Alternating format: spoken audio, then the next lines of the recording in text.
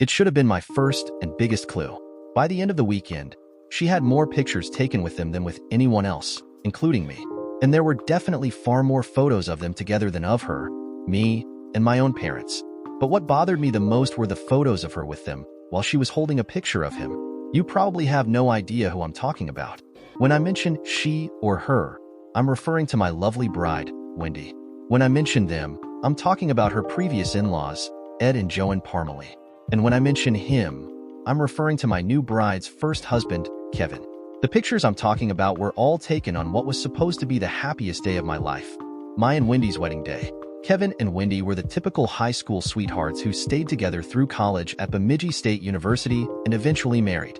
They had what most people would call a storybook and idyllic marriage, sharing a love that grew deeper and more intense daily. They were the absolute envy of everyone they knew and had the type of relationship that the Hallmark Channel would drool over for movie rights. Kevin was truly the epitome of the all-American boy. He excelled at everything he did, being the quintessential four-star athlete in high school and captain of every team he participated in: football, ice hockey, track, and baseball. Kevin was a big fish in a little pond at Red River Falls High School and continued to shine when playing hockey at Bemidji State, where he became one of the most feared forwards ever to play for the Beavers. If Kevin was the all-American boy, Wendy was equally the all-American girl. She was athletic just like Kevin and shunned cheerleading for a position as a goaltender on the Bemidji State women's hockey team. In fact, she set a school record her senior season for fewest goals allowed and helped the team get to the Women's Frozen Four, where they were eventually defeated by Boston College. The standing joke amongst Bemidji State students was that the only person who could score with Wendy Davis was Kevin Parmalee. Kevin graduated with a degree in business administration with an emphasis in finance and returned to Red River Falls to take a position as a personal banker and financial planner with Wells Fargo. Wendy received a degree from Bemidji State in modern languages with an emphasis in Spanish.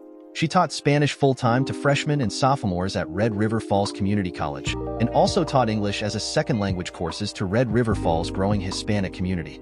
Both Wendy and Kevin were extremely well-liked and adored as a couple, the absolute envy of everyone they knew. Life had absolutely nothing but the most amazing adventures and experiences in store for those two. You just knew it. But fate can be cruel, as we all know. Wendy and Kevin had been married for a little over 2 years when Kevin began experiencing a number of health problems. It started as a series of colds and other infections that took him a ridiculously long time and copious amounts of various medications to get rid of. Sooner, rather than later, another cold or flu bug would hit and would put Kevin down for the count even longer than the previous illness. No one could understand how a man in excellent health and physical condition like Kevin could suddenly seem so vulnerable to illness. Finally, his physician ordered Kevin to be hospitalized, and they ran a battery of tests to try and come up with the answers. Physical appearance-wise, Kevin looked almost the same. He hadn't really lost much weight or muscle mass. He just couldn't seem to stay well. Finally, the doctors at Holy Family Medical Center discovered the horrifying answer to what was causing his illnesses: cancer. And not just any cancer, but pancreatic cancer. Pancreatic cancer can often have the extremely cruel effect of giving a person the appearance of being in good health while making them extremely miserable and sick at the same time.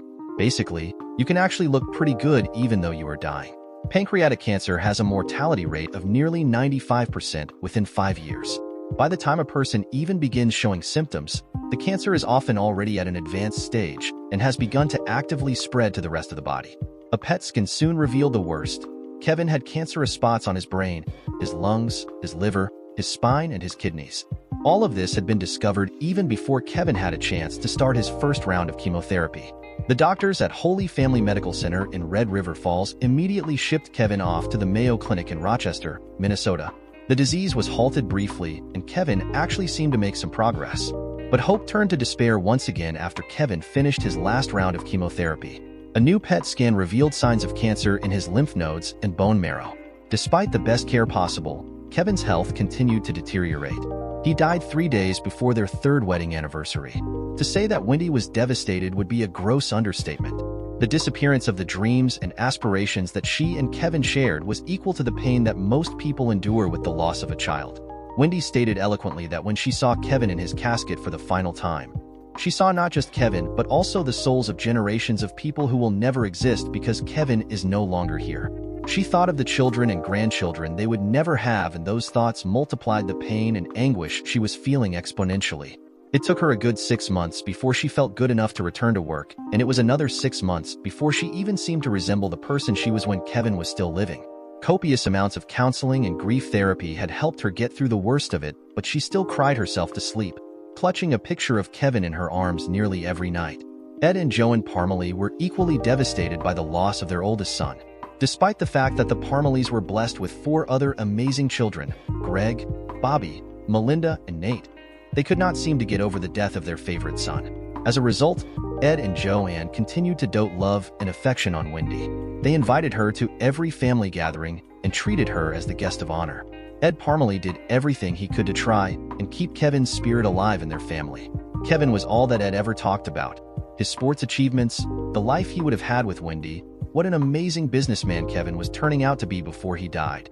People began to suspect that the rest of the Parmalees' children couldn't help but resent the fact that their parents, especially Ed, still spent so much time romanticizing the life of Kevin while seemingly ignoring their own. So great was the depth of their pain, I surmised, that they were unable to experience the joy and gifts they had with their other 4 children. Greg and Bobby were only a year apart in age and seemed like the best of friends. I could only assume they found in the brotherhood they shared that which they were missing in the form of attention they should have received from their parents. But they, too, idolized their older brother and often shared in building upon the image everyone had of Kevin. Even in death, Kevin seemed to have grown bigger in stature than he held in life. Melinda, their only daughter, was nothing less than a beauty queen. Whereas Kevin, Greg, and Bobby were all stereotypical athletes, Melinda was something of a diva. Almost a tragic beauty in some way, she had a slightly dignified air about her that was almost reminiscent of the poise expected of Miss America or Miss Universe. The youngest son, Nate, was what I call an urban cowboy. He loved his Western style of clothing with Western-cut flannel shirts, overly tight-fitting Wrangler jeans, and was never seen without his favorite pair of well-worn Justin boots. He also had a black Stetson that he wore often. He was the furthest thing from a cowboy in occupation, however. He actually had a job as the auditorium and stage manager for Red River Falls Community College. I would have never thought you could get a full-time gig for something like that, but Nate had. Moreover, Nate also had a degree in fine arts with an emphasis in theater from McAllister College in the Twin Cities. No, it never occurred to me to pay attention to some of the signs on the day of my wedding that I now look back and see as such ominous portents of the hell my life would become. While it may not be physically possible to be cucked by a dead man, what I would ultimately experience would be a close second. My name is Jack Fitzgerald. I was a lieutenant with the Red River Falls Fire Department when I married Wendy Parmalee.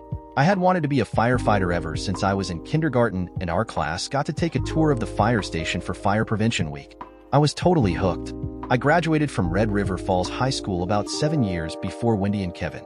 My post-high school pursuits led me to St. Cloud State University, where I pursued a degree in public safety administration with a double major in fire science. I also took the training for and became certified as a nationally registered EMT paramedic. As soon as I graduated from St. Cloud State, I took the written test and physical agility test with the Red River Falls Fire Department and successfully passed both. I was number 1 on the list of qualified candidates and was offered a position as a probationary firefighter when the next opening became available. Red River Falls Community College recently started offering classes for students who wish to pursue an associate's degree in fire science. I, along with several other fire instructors from RRFFD, served as the faculty for the program. I was the lead instructor for the Fire Science 215 class, International Building and Fire Codes. It was while teaching that class that I met Wendy Parmalee. I was absolutely awestruck when I met her.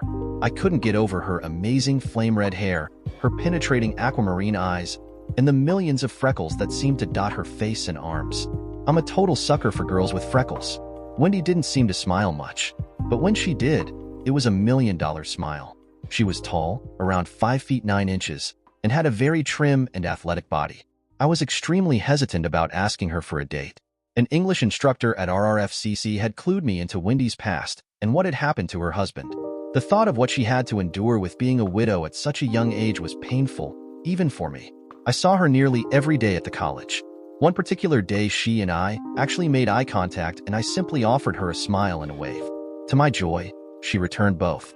No words were spoken between us that day, but I was literally on cloud 9 for days afterwards. Suddenly, Wendy consumed my thoughts, and I couldn't get her out of my head. We passed each other coming and going often at the college, and for weeks all we did was trade smiles and waves from a distance. Knowing what I knew about her past, though, I definitely couldn't take a fast approach or the direct approach. I knew that I would get shot down immediately. Luckily, I didn't have to. I didn't generally eat at the college cafeteria, but one particular day I was pressed for time. Oftentimes the class I was teaching at the college fell on days I was scheduled to work my regular shift at the fire department. So on those days, I was under the gun to teach and get my butt back to work. To my astonishment, Wendy herself made the first move and sat down across from me while I was munching on a pork tenderloin. She reached across the table and offered her hand. "Hi, I'm Wendy Parmalee." I gingerly reached out and returned the handshake. "I see you in passing all the time, but we've never had a chance to formally meet." I tried to be as mannerly as I could because she caught me with a mouthful of food just as she sat down. "I'm Jack Fitzgerald," I said as soon as I had swallowed. It was a wonder I hadn't choked. We exchanged pleasantries and polite conversation while we both finished our lunch. I was so enamored with her that before I even knew what hit me, almost 2 hours had passed and I was extremely late in getting back to the fire station to finish my shift. I knew my captain was going to be extremely pissed at my tardiness, but I totally didn't care as Wendy and I had exchanged phone numbers and promises to meet up for coffee in the near future. It was definitely worth the butt chewing. We took it very, very slow.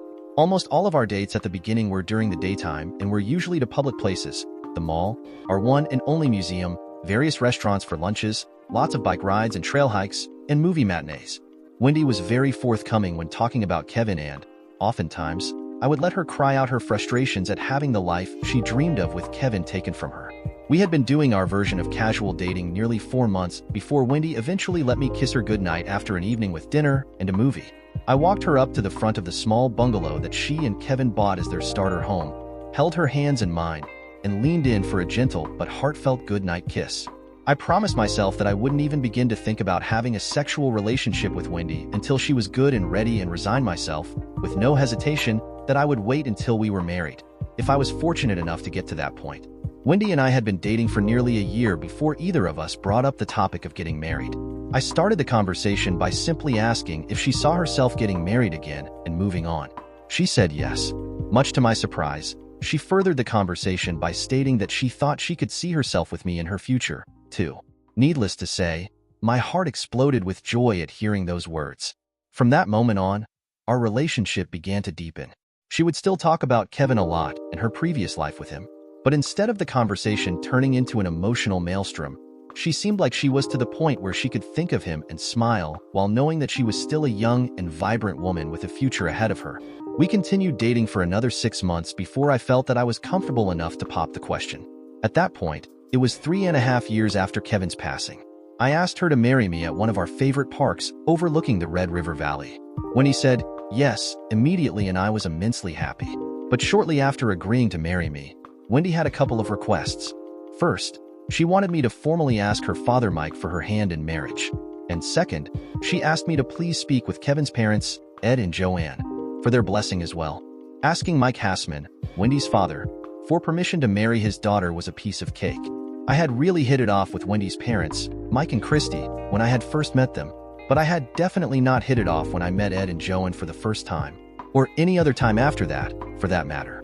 To say that they were cool and icy to me would be like saying the North Pole has a slight chill in the air. It was clear that they saw me as an interloper and potentially the man who would erase the life Wendy and Kevin had shared. That was certainly not my intention in any way, shape, or form. I did my best to ingratiate myself to them, but all I can say is that they were cordial, and reluctantly so, at best. They did little to get to know me at the various social functions we went to, either at Mike and Christy's house or at the Parmalees, to which Wendy was always invited. I seemed to get along okay with Greg, Bobby, and Melinda. Nate, the youngest of the Parmalee clan, was the most difficult to read. He always looked at me with some kind of goofy smirk, like he was in on a joke that everyone else was telling behind my back.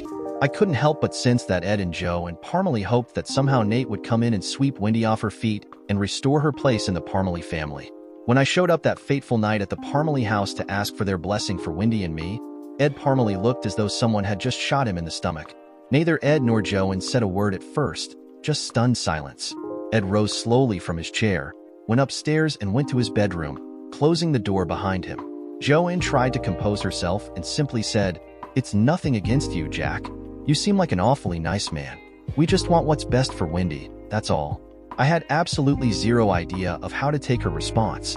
When I saw Wendy the next day, she asked me how it went. I struggled with what to say to her, so I just said, Ed and Joe, and want you to be happy. It wasn't exactly a lie, but Wendy was ecstatic. All of that led to our big wedding day, the day that should have been the happiest of my life. We followed tradition and didn't have the pictures taken until after the wedding was over and before the reception. I should have known something was up from all of the pictures Wendy had taken of herself with Ed and Joanne. Add to that the fact that Ed was also in a tuxedo, almost like he was the father of the bride. The weird part was that Mike and Christy Hassman, her parents, didn't seem to mind in the least. I quickly began to feel like the third wheel at my own wedding. I got the first dance with Wendy, which was amazing. I felt like our bodies could melt into each other, and for a few brief moments, it felt like we were alone in a universe of two. Soon, the father-bride and mother-son dance came along, and Wendy danced with Mike while I shared a dance with my wonderful mother, Sandra. My father, Jim, watched from his seat and beamed with pride. He would share the next dance with Wendy, but I couldn't believe it when the next dance was announced that it would be a very special dance shared only by Wendy and Ed Parmalee. I couldn't help but feel embarrassed that I was stuck watching my new bride dance with the father of her deceased first husband. I also felt like an a-hole for feeling that way. Ed and Wendy were obviously having an intimate conversation while dancing, and they both had tears in their eyes. Over the next 3 hours, I got to dance with my new bride twice and was cut in both times by none other than Ed Parmalee. The only reason I even let him was because I was too big of a puss to make a scene at my own wedding. Finally, the reception and dance came to an end, and Wendy and I were able to retreat from the banquet room to our private suite for the night. I was nervous as hell knowing that we were about to finally consummate our marriage and love for one another.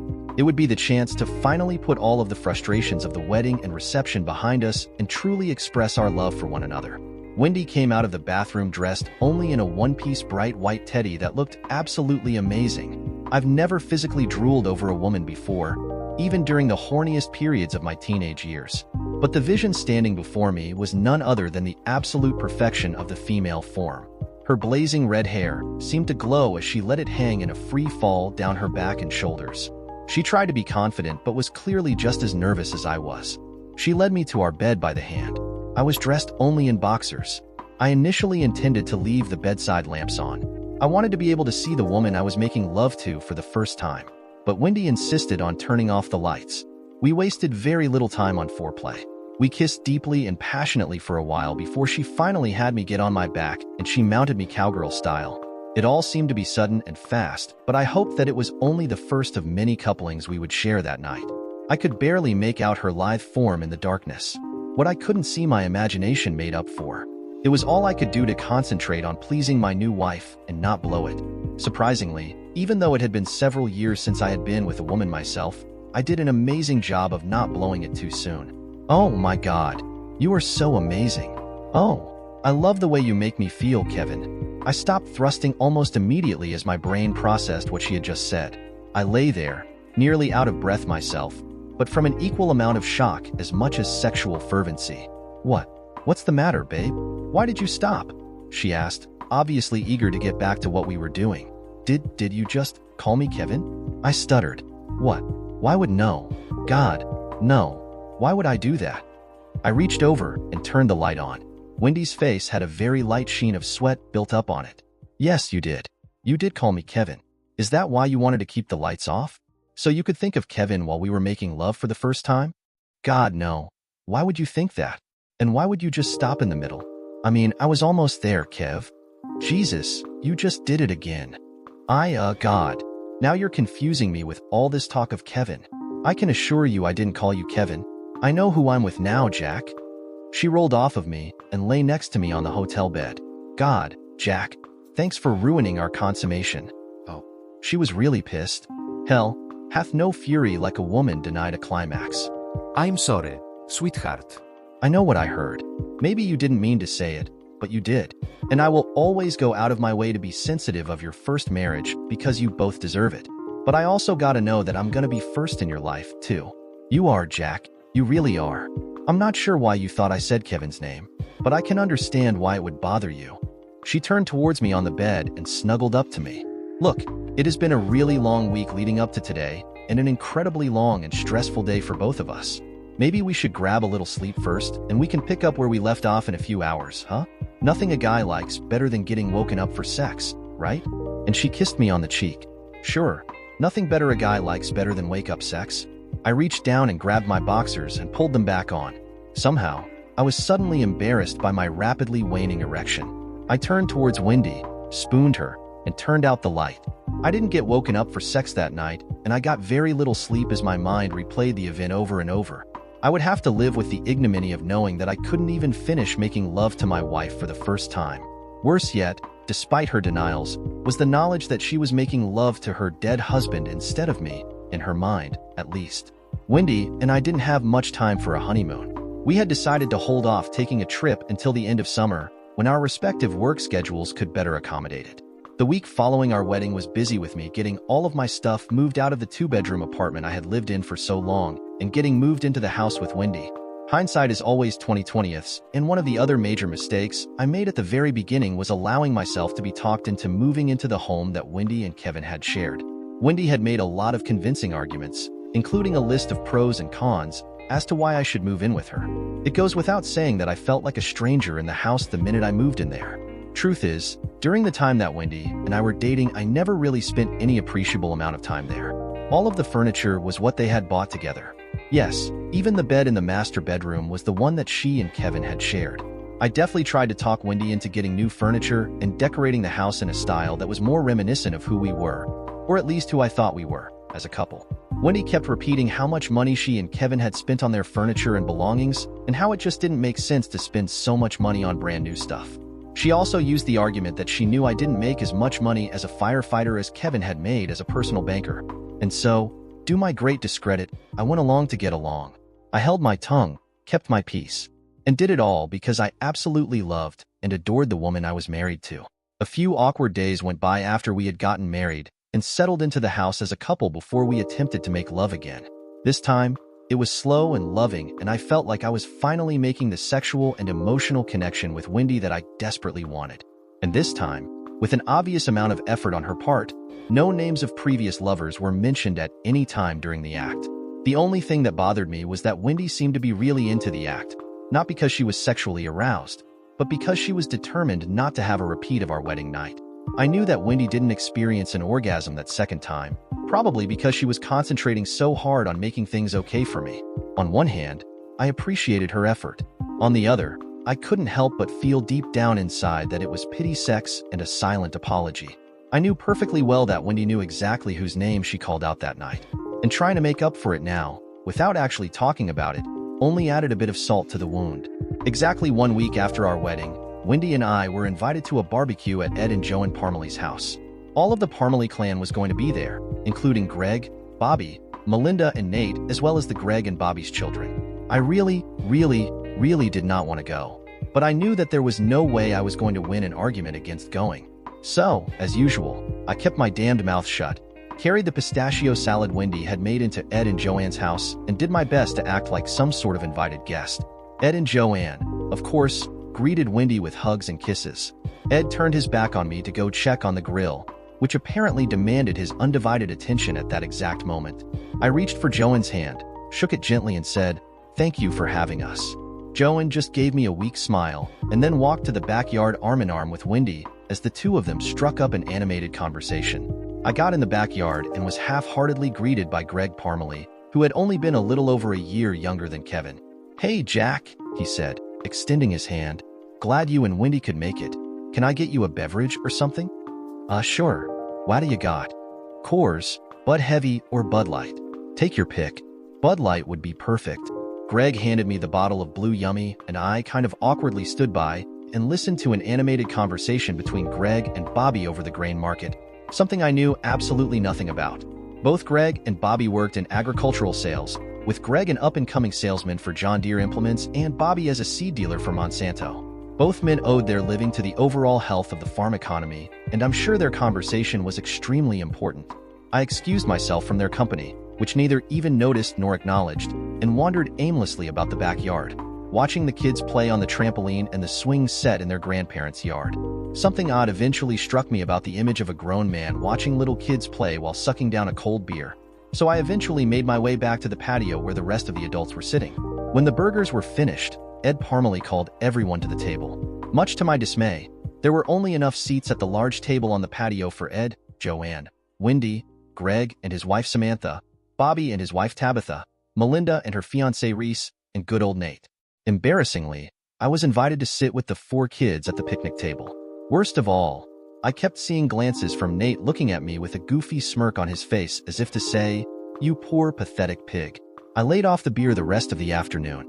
Since I couldn't seem to engage or be engaged by any of the adults in conversation, I readily accepted an offer from Greg and Bobby's kids to join them on the trampoline and push them on the swings. We even roughhoused a little bit and played tag and kickball in the expansive backyard. The last 3 hours of the gathering actually went fast, and the little kids did their best to wear me out. As Wendy was hugging everyone and saying our goodbyes, Greg Parmalee's little boy, Tyler, came up to me asking to be picked up. He was a pretty cute little 3-year-old with an absolute mop of dirty blonde hair. "Thanks for playing with us, Uncle Jack." "You're welcome." I had a lot of dash. "What the hell did he just say?" demanded Ed Parmalee. "Did he tell you to call him that, Tyler?" There was stunned silence all around. "Jesus, Dad," Greg said in an exaggerated whisper. "Take it easy. He doesn't know the difference." Ed shot Greg an extremely pissed look. Then he looked back towards me and Tyler. "Jack is your friend, Tyler. And he's Wendy's husband. But he's not your uncle." Confused, little Tyler begged, "Does that mean Wendy isn't my aunt anymore?" "No, Aunt Wendy will always be your aunt." "But Jack," he said, glaring at me. "Well, Jack will never be your uncle." And then the old pig turned and went inside the house. All around, everyone just stared at me in horror. Even Nate, who had been giving me stupid smirks all afternoon, looked away in embarrassment for his father. I patted little Tyler on the back, thanked him again for playing, and handed him to his father. "Come on, Jack," Wendy beckoned. "I think we should just grab our stuff and go." Wendy and the remaining Parmalee clan all exchanged hugs again. It seemed like some of them wanted to say something to me as well, but nobody had the words or the balls. They were just too damn scared to say anything within possible earshot of Ed Parmalee. Wendy and I rode in silence most of the way back home. Finally, as we neared the house, she spoke up. "Ed Parmalee is an amazing man and an incredible father, Jack. You need to just give him time to warm up to you. He doesn't know you like I know you. He'll come around. You'll see, I promise." I pulled my truck, a new-to-me 2012 King Ranch Ford F-250, into the driveway and said nothing. Wendy gave my hand a squeeze of reassurance and exited my truck. As I walked into the house, the whole embarrassing afternoon replayed through my mind and was amplified as I walked into the front door. Suddenly, I was struck by the overwhelming sensation of being a stranger in what was supposed to be my home with Wendy. The realization that the only meaningful things I had brought with me to the home were my stereo and my clothes. We, meaning Wendy, had decided that none of the furniture I had from my apartment matched the decor of the house. Thus, it was sitting in a rented storage unit at this time. What I wouldn't give to at least just sit back and relax while watching a ball game in my old recliner. It was only a year old, but it had built-in cup holders, a built-in TV remote so it never got lost, and also had headphone jacks and a built-in MP3 player so I could either listen to music or listen to a TV show or ball game undisturbed. The basement of Wendy's house, I still couldn't think of it as our house, was completely finished. It was going to initially house a workout room. I decided that I needed to make a man cave. I had to work a 24-hour shift at the fire station the day after the fiasco at Ed and Joanne's house. So, first thing Monday morning, I drove my truck over to the storage unit and retrieved my 60-inch plasma TV, my theater-style wraparound sectional sofa, and my good old mother-of-all Lazy Boys recliner. I also retrieved my foosball table and picked up a pre-owned 8-foot pool table with some help from my fellow firefighters. Wendy was teaching summer courses that day and was also busy with faculty meetings at Red River Falls Community College. By the time she arrived home that night, the Jack Cave was ready. Okay, that was a totally stupid name for the man cave. Sounds like a den of 24-hour nonstop masturbation, right? I promise I'll work on a better name, all right? I also decided to put up all my Minnesota Vikings and Minnesota Twins posters and paraphernalia. I'm not huge into college sports, but I did buy and put up some Bemidji State stuff, too. Wendy came home from work around 4 p.m. and was surprised to see my buddies from work there, and was even more surprised to see what we had done with the basement. To say she was shocked was an understatement. She didn't say much at first as she saw guys playing pool and foosball. We were even watching a replay of last night's Twins game on Fox Sports North on the plasma. Wendy just smiled politely when I showed her the Bemidji State pennants and logos that I had put up along with the Vikings and Twins stuff. After a few moments, she just put her hand to her mouth and walked back upstairs. I wasn't sure at first, but I thought she might be trying to keep herself from crying. My fellow firefighters could all see it too. She wasn't happy. "Party's over, guys," was all I could say. My brothers slowly filed out of the house and I went with them. "Thanks for all the help," I told each of them as they left. Once they were gone, I trudged back into the house with iron butterflies in my stomach. I found Wendy in the kitchen, eating a banana, and not in a sexy way either. She was reading today's newspaper and doing everything to avoid looking at me. Finally, she spoke. "I see you decided to decorate the basement without me." "Look, Wendy, I can explain." "Can you? Can you explain? I thought we agreed that we were keeping the house the way it was." "Look, sweetheart, I didn't change anything. There was all that empty space in the basement. The whole upstairs is exactly the way it was. Nothing is missing or moved. Everything is just the way it was when Kevin was here. I just needed a little space of my own, that's all. But you didn't even talk to me about it, Jack. You just went ahead and did whatever you wanted to. You never asked me if I had any plans for the downstairs. Do you have any idea how disrespected I feel right now? This has been my home now for almost 6 years, Jack. You've only been here a week, and you just take over an entire floor of the house without asking. I thought this was my home now, too." "Yeah, well, it is. But that doesn't mean you get to arbitrarily make a decision like this, Jack. Look, Wendy, I had a lot of my old stuff from before, too. Some of that stuff, believe it or not, is actually kind of sentimental to me.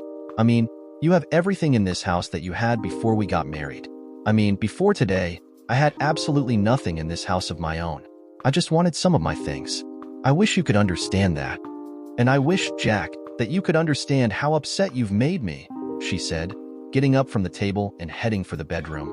She closed the door behind her. I did not take that as an invitation for further discussion.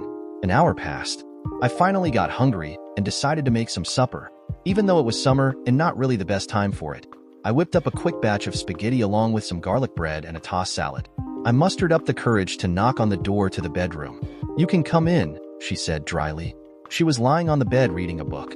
Wendy is a huge Isaac Asimov fan and has read all of his books at least twice. "I made some supper, if you want to come eat with me. Just some spaghetti, bread, and salad. I thought you might be hungry." Wendy looked up at me. She put her book aside and walked quietly out to the kitchen. She grabbed a plate and heaped a generous portion of spaghetti on her plate, snatched a couple of pieces of bread and a bowl of salad. Then, managing not to spill anything, she picked up the whole ensemble and deftly carried them back to the bedroom and closed the door with her foot, leaving me standing there with the obvious message that I would be dining alone tonight. She might as well have told me to go screw myself. I was absolutely crushed. I had done what I did that day because I felt like an outsider in that house, which I was. I was just too stupid to realize it yet. I ate my meal in silence, realizing that Wendy was not going to forgive me anytime soon. I cleaned up the dishes in the kitchen and put away the leftovers. Around 9 o'clock, I knocked on the bedroom door. Wendy didn't answer, so I carefully crept in. She had stacked her dishes on the nightstand by the bed. Wendy was already in bed and fast asleep. Worse, I could tell that she had obviously cried herself to sleep. I took the dishes and cleaned them up, too. Finally, after watching the end of David Letterman, I decided to call it a night. I grabbed a blanket and spare pillow from the hall linen closet and made my way downstairs and decided to sleep in the man cave that was the cause of my pain this day. Less than 2 weeks of marriage, and I was already sleeping on the couch.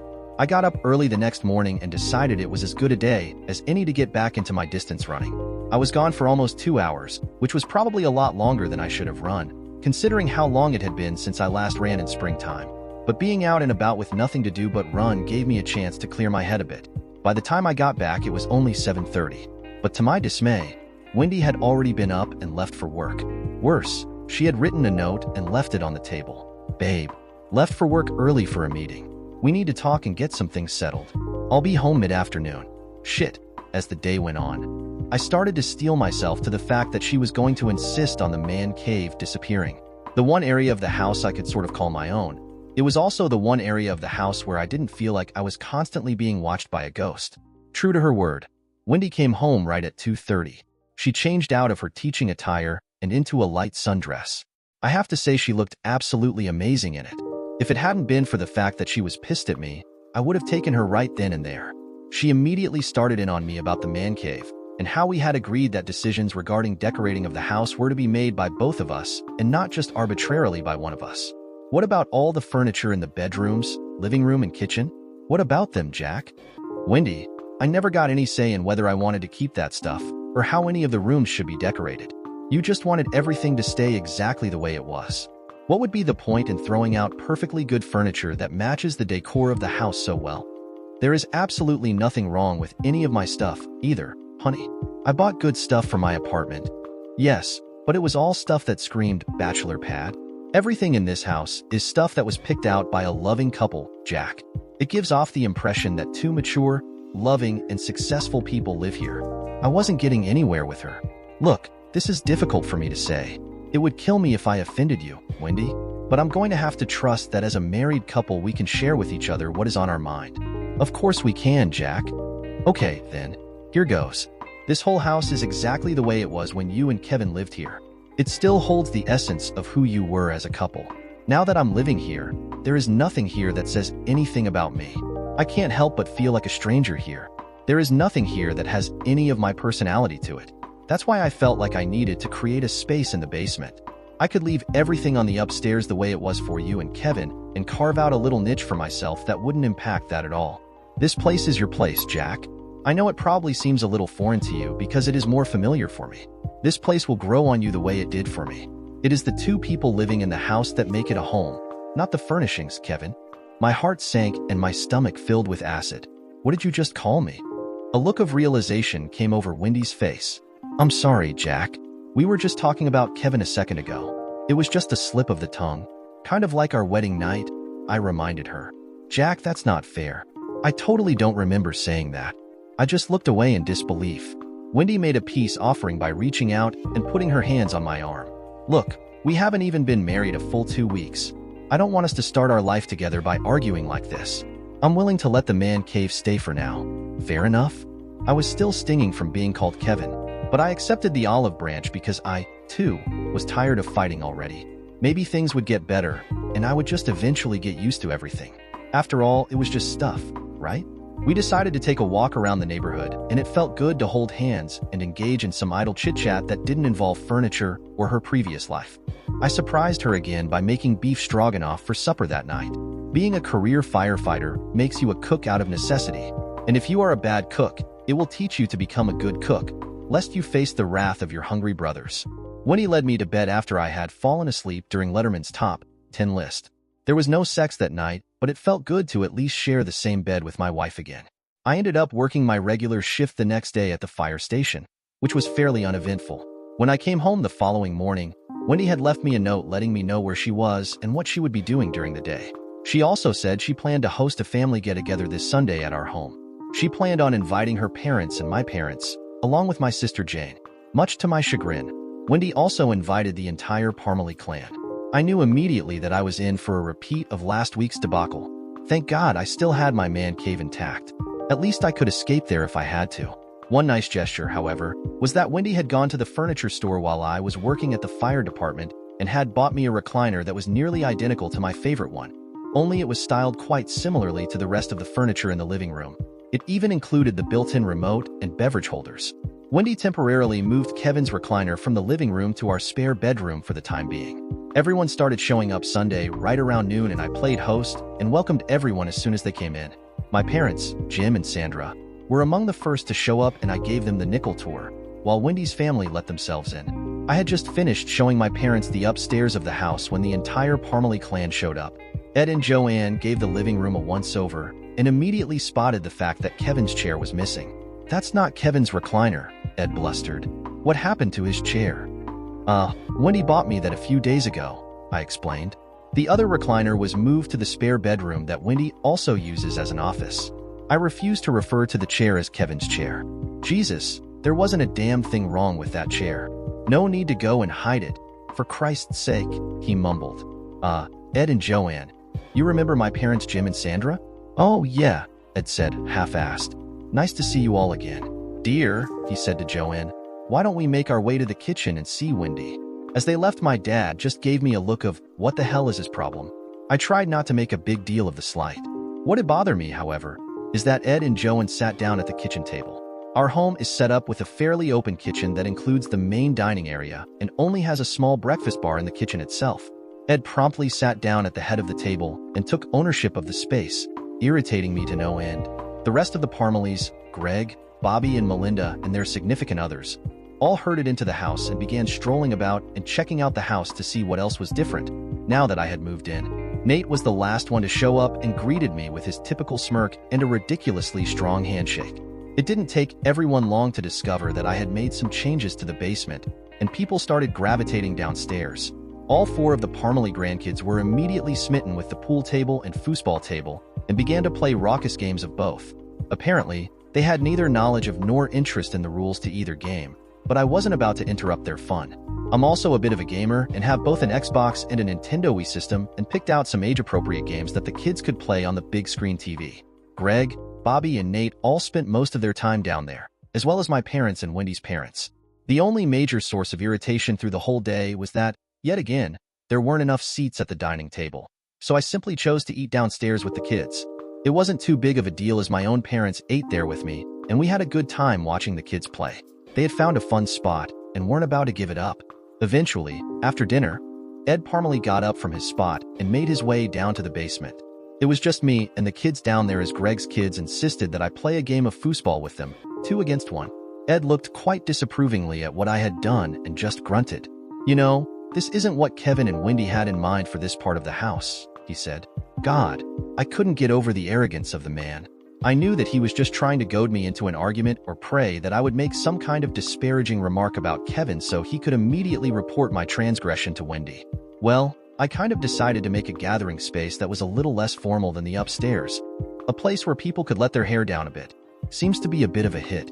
I know Greg, Bobby, and the kids are all having fun. And they were. It was noisy down there with the kids playing and getting a little rowdy at times. But I don't mind the sound of people having fun. Ed gave the space a final once-over, noticing that some of Kevin's other personal things were placed in one of the 2 basement bedrooms and stood there just shaking his head. He finally retreated back upstairs, and I didn't say a word to him again that afternoon. Everyone left the house by 7 o'clock that night.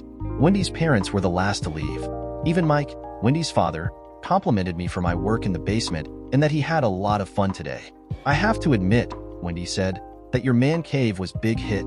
The kids had a blast, and I can't remember the last time everyone was here and had such a good time. I missed that. Thank you, Jack." And then she took me in her arms and gave me a very passionate kiss. She silently led me to the bedroom and shut the door. Then, she proceeded to peel off all of her clothing piece by piece. Wendy stood there in front of me completely nude in all of her amazing glory. I paused and simply took in the sight of her flowing and burning red hair, her amazing eyes, and her smile. We ended up having sex for nearly an hour. Somehow, I managed to keep my composure the whole time, never wavered. I guess my body needed the physical act more than the emotional bonding that the physical act is supposed to create. You see, I wish I could say that Wendy and I made mad, passionate love that night. But the truth is, only one of us did. Wendy cried out in ecstasy 4 or 5 times that night and mentioned both God and her lover's name each time. The only problem? My name was never mentioned. Like I said, somehow, I was able to finish the act only because I believed that my body needed the release. When it was over with, and the rush of hormones and serotonin subsided, the dark reality of my marriage set in once again. Wendy quickly fell asleep, having been completely sated. She had completely let herself go tonight, probably because I never stopped her even when she was screaming Kevin's name at the height of her orgasm instead of mine. When I knew she was asleep, I simply put on a pair of boxers, grabbed a pillow, and made my way to the sofa in the living room. Sleep didn't come easy for me that night as I was emotionally torn in a way that I had never experienced. How could I be so in love with someone who appeared more and more as though she could never fully reciprocate that love to me? How do you deal with a wife who is so wrapped up in the fantasy of making love to her dead husband while she's making love to me? The thought of Susan Sarandon from the movie Bull Durham kept running through my mind. Would you rather that I was screaming his name while making love to you? Or would you rather that I was screaming your name while making love to him? The thought elicited a brief chuckle, but was quickly replaced by the blanket of despair. It was beginning to feel more and more that I would never completely have Wendy's mind, body, and soul all to myself. Lying there in that living room, I felt even more of a stranger than I ever had before. I have no idea when I fell asleep, but I was awakened around 4:30 by Wendy. She was dressed in a silky robe and obviously still in a fog from waking up and discovering my absence. "Jack, what in God's name are you doing out on the sofa?" I couldn't get to sleep. After the session we had earlier, I figured you'd have passed out as quick as me, if not faster, she joked.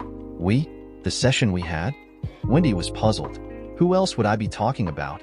You have absolutely no idea, do you? Wendy just stared at me. You weren't making love to me tonight, I explained. You were making love to Kevin. You called out his name tonight at least 3 times. You were so into the physical act tonight because, in your mind, you were having sex with Kevin and not me. Even though our bodies were joined, I was the furthest thing from your mind. That's not funny, Jack. I don't remember saying Kevin's name at all. Yeah, well, I do. And it was pretty damned obvious. Why are you so obsessed with this? Why do you keep saying these things? Because they keep happening, Wendy, and I have absolutely no idea what to do about it. Look at it from my perspective. How do I compete with that? I love you more than life itself, but I feel like I'm never going to have all of you. I feel like you're still tied to your old life and are still trying to hang on to Kevin no matter what it takes.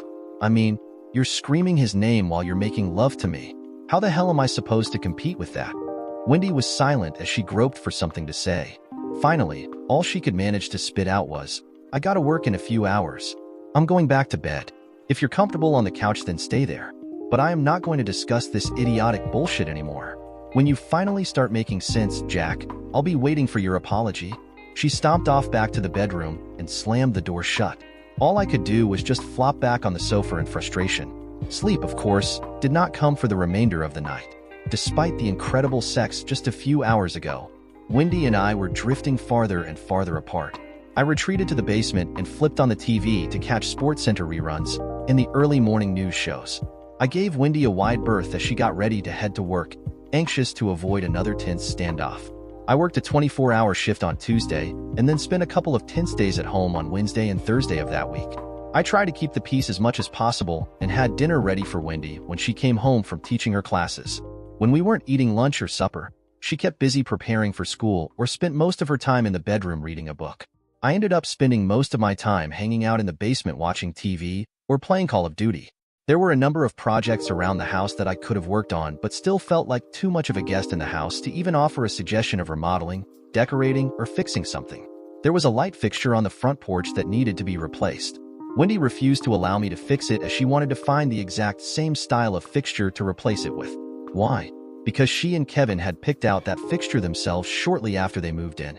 I was walking on eggshells daily, and it was literally driving me nuts. The only time I didn't have acid pouring into my stomach was when I was either at work or when I was going out for a daily run. My daily runs were the only time I could divert my attention away from my crumbling home life and marriage. I was seriously getting tired of being the third wheel in this union. Sooner or later, we were going to hit a breaking point. Friday, I was in the midst of a 24-hour shift when we got paged out to a house fire on the northwest side of Red River Falls. It was a fairly manageable room and contents fire that was contained primarily to the living room of a single-story bungalow. However, as we were making our egress from the home after knocking down the fire, the wooden front steps leading to the small porch gave way under my weight and collapsed. I didn't fall far, but it was just enough to severely sprain my left ankle. I was embarrassed more than anything. As an officer, I'm supposed to lead my firefighters by example. Even though it was beyond my control, no respectable firefighter likes to admit they're hurt and can't continue. I did my best to hobble on the foot as long as I could, but soon, I noticed that my ankle and foot were swelling to the point that it was going to be difficult to get my boot off. Sure enough, I waited too long and a couple of our medics on scene had to cut the boot off, which ruined a $300 set of fire boots. I got a courtesy ride in one of our own department ambulances to Holy Family Medical Center. An X-ray revealed the sprain and no fractures, thank goodness. But I was ordered of work for at least a week, if not longer. Once I made it back to fire headquarters, I was able to get in my truck and limp my way home. Thankfully, it was my left ankle that was injured, so I could still use my right foot to help drive home. It was about 1 o'clock in the afternoon when I pulled my truck into the driveway. I entered the garage through the side door and was surprised to see Wendy's car in the garage. I normally wouldn't expect her home until 3:30 or 4 o'clock. I did my best to hobble my way into the house without too much of a racket, even though I was on crutches. Having been banged up on the job once or twice before, I was actually used to using crutches. I made my way into the kitchen and didn't initially see any sign of Wendy, other than her car keys and purse lying on the kitchen counter. Walking towards the main hallway leading to our bedroom, I could hear sounds coming from the bedroom. I did my best to creep towards our room, which was no easy task with the crutches. The door to the bedroom was barely cracked open. To my horror, I now realized that the sounds I was hearing coming from the bedroom was the unmistakable sound of a man and woman engaged in some really hot and passionate sex. There was a lot of oohing, awing, moaning, and other sounds of raw, animalistic pleasure. My heart was beating 1,000,000 times a minute, and a lump was quickly forming in my throat as I knew the only possible explanation was that Wendy was screwing someone in our own bed. How the hell could she do that? As bad as things were for us, how could she try and fix it by bringing another man home while I was at work? It was bad enough that she cried out for her dead husband while we were having sex. But how could she do this with another man? I wanted to catch a glimpse of the man that was screwing my wife in our bed. I crept ever so close to the door, as silently as I could. The pain in my ankle was making me grimace, and I had to desperately fight the urge to cry out.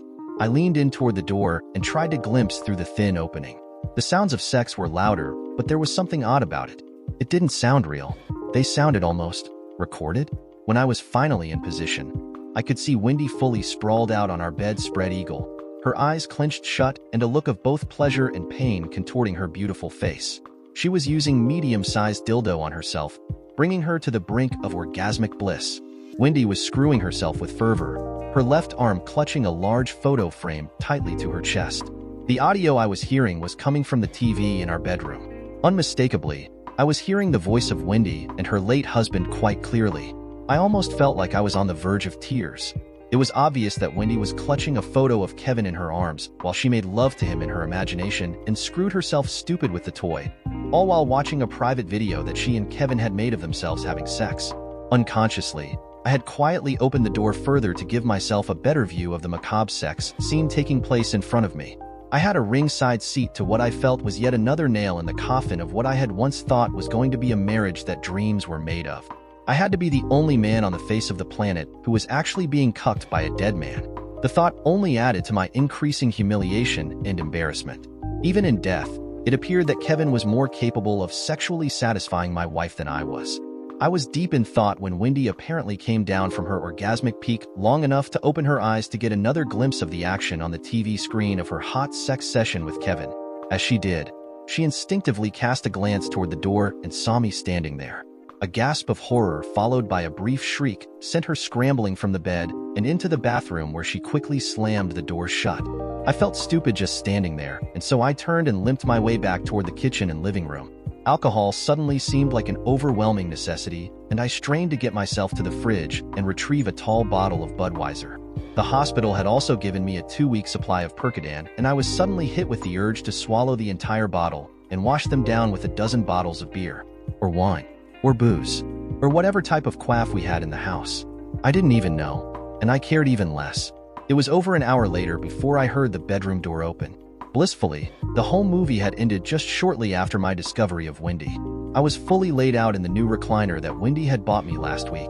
By that time, I was into my 4th or 5th beer, and the Percodan had finally begun to take its effect, along with a gigantic bag of ice I had on my left ankle to keep the swelling and pain down. Wendy was dressed in her usual silk robe, clutching it shut with her hands to shield her body from me in shame. It seemed overly dramatic and a bit unnecessary, compared to what I had already seen earlier and the fact that we'd had sex several times. It wasn't like I didn't know what she looked like naked. How? I mean, what are you doing home? She asked, fighting to hold back the tears. We had a house fire this morning, I said, slurring a bit from the beer and the pain meds. A porch gave way and I fell about 4 or 5 feet through it. Twisted my ankle bad. Sprained the hell out of it. I took another long pull from my Bud Heavy. I'm sorry. I'm so sorry, but why didn't you call me? Wasn't that big of a deal. They just took me in and got me an x-ray. I'm off work for a week or 2 and they gave me some pain pills. You should have called me, Jack. You should have friggin' called me. What, and not get to see the show back there? I said, gesturing towards the bedroom. Hell, I wouldn't have missed that for the world. My stinging comment had Wendy's tears flowing. It's your fault, she sobbed. What? Are you kidding me? How is it my fault that I came home from my dangerous-as-hell job and walk into what is supposed to be our bedroom, only to find my beautiful wife screwing herself stupid with a toy, holding a picture of her dead husband to her tits, while getting herself off watching a homemade video of her and said dead husband? How that hell is any of that my fault? She thought for a few moments. Because it is. Every time we make love you're always saying that I'm lusting after Kevin and crying out his name. That's all you've been talking about since we got married. You even said it on our wedding night, Jack. Well, that's because it's true. You have been doing exactly that. I can't help it if you're so wrapped up in the fantasy of having sex with your dead husband that you don't even realize what you're saying. But that doesn't make it untrue. That doesn't change the fact that I know what I heard and I know what you said. Wendy was sobbing uncontrollably now and had no answer. Why in the hell did you marry me, Wendy? It's obvious that you are nowhere near to being over what happened to Kevin. What in the hell possessed you to marry me? Because I loved you, Jack, and I wanted to spend the rest of my life with you, she sobbed. I can't help but notice how you used past tense to say that. The question is, how do you feel about me now? Especially after what I saw today? Does that finally help it dawn on you what I've been saying the past few weeks? She was crying so hard now that she couldn't even muster an answer. I wanted to get up and console her on one hand, but I also wanted to slap some sense in her with the other hand. But the beer and pain meds were having their effect, and my grapefruit-sized ankle was preventing me further. All I could do was just watch in my dazed and confused state as Wendy stood up and ran back to the bedroom. I must have fallen asleep after a while, but I had to listen to Wendy crying in our bedroom for over an hour, helpless to be able to do anything about it. I wasn't too far gone from the beer and the pain meds because I was at least able to get up and hobble to the bathroom a couple of times that night to take a wicked piss. Or 2. Or 5. I don't remember, but the beer and the pain meds went right through me. I was still able to manage not to piss myself though and spent a very disturbing night on the recliner, continually icing down my ankle and drifting off to sleep with the help of my only friend in the world, Mr. Budweiser. There were nearly a dozen dead soldiers on the coffee table the next morning when I finally awoke, and my left ankle was cold and wet from continually being iced down all night. I was actually able to stand and bear a little weight on it, though, which was good news. Wendy came into the kitchen about 10 o'clock all dressed and ready to go. She looked good, complete with makeup, although her face still wore the battle scars from what happened yesterday. I made up some stuff for you to have for lunch, Jack, and also some leftovers for you to heat up for supper if you want, she said, very reserved. Where are you going? I thought maybe we could spend some time together today and just talk things out. Ed and Joanne invited me over. I'm going to be spending the day with them. I was crestfallen. I really think we need to spend some time together and trying to really communicate, Wendy. Won't you please stay with me today? She let out a long sigh. I need some time with people I trust, Jack. What? Suddenly you don't trust me anymore. What have I done to deserve that? It's not that, Jack. I just need some space today to get my head cleared up. I think you and I just need a day apart to just sort this out for ourselves before we bring it up with each other. Running away from this isn't going to make it better. I'm not running away, she said, gathering her purse and keys. I'm just giving us some time to sort out how we feel for each other. I already know how I feel about you, Wendy. I love you and want to be with you. I just need to know that you're in this for better or for worse, just like me. I know, Jack. That's what I need to figure out. Look, I'll be home after supper. I gotta get going. And she headed out the door and into the garage. I watched her drive away, and the house suddenly felt like more of a prison than it had before. I was pretty much stuck there, couldn't really leave and had no one to spend the day with. It was pretty much emotional solitary confinement. The only thing I had in my favor that day was a mini fridge in the basement that was fully stocked with beer. I had my favorite recliner in the world down there along with my giant-assed flat-screen TV. After a lengthy shower, I decided to spend my recovery in the basement and treat myself to a long day of baseball games, guy-type movies, and a steady supply of beer and Percodan. With my screwed-up ankle, I had to scoot down the basement stairs on my butt. After an hour or two of Wendy being gone, I actually started to feel marginally better and was quickly becoming more comfortably having some alone time. I still had a hard time wrapping my head around the events of the last 2 days, but the beer and pain pills made the processing easier. In addition to being a firefighter, I'm also a certified paramedic and spent a lot of my earlier career at our RFFD running ambulance calls. I always told my patients that pain meds do one of two things. They either take away your pain, or they make you not give a shit that you're in pain. And sometimes, not giving a shit about pain is just as good as not being in pain. Alcohol in generous amounts can, at times, have the same desired effect. Wendy didn't get home that night until almost 9 o'clock. I was still barricaded in my man cave watching the Minnesota Twins getting their clocks cleaned by Oakland, much to my dismay. But sports are still sports, and I was at least enjoying the game. Wendy didn't say much when she got home. We just stared at each other more or less and engaged in the perfunctory, "Hi, how are you? How you been?" type of conversation. She then announced that she was tired from spending the day at Ed and Joanne's, and that she was going to turn in. It was an obvious ploy to avoid the elephant in the room, and I could tell that she was hiding something. But it was after 9 and I wasn't in the mood for another knockdown drag-out fight either. She walked over, gave me a quick kiss and asked if I needed anything before she went upstairs. I said no and she left, and I was once again alone with my ballgame and my own thoughts. I wasn't too keen on spending yet another night in a recliner, but I also couldn't stomach the thought of spending a night in bed with Wendy. Not because I didn't want to sleep with or next to her, but because I still couldn't get the images out of my head of what I had seen take place in that bed a little over 24 hours earlier.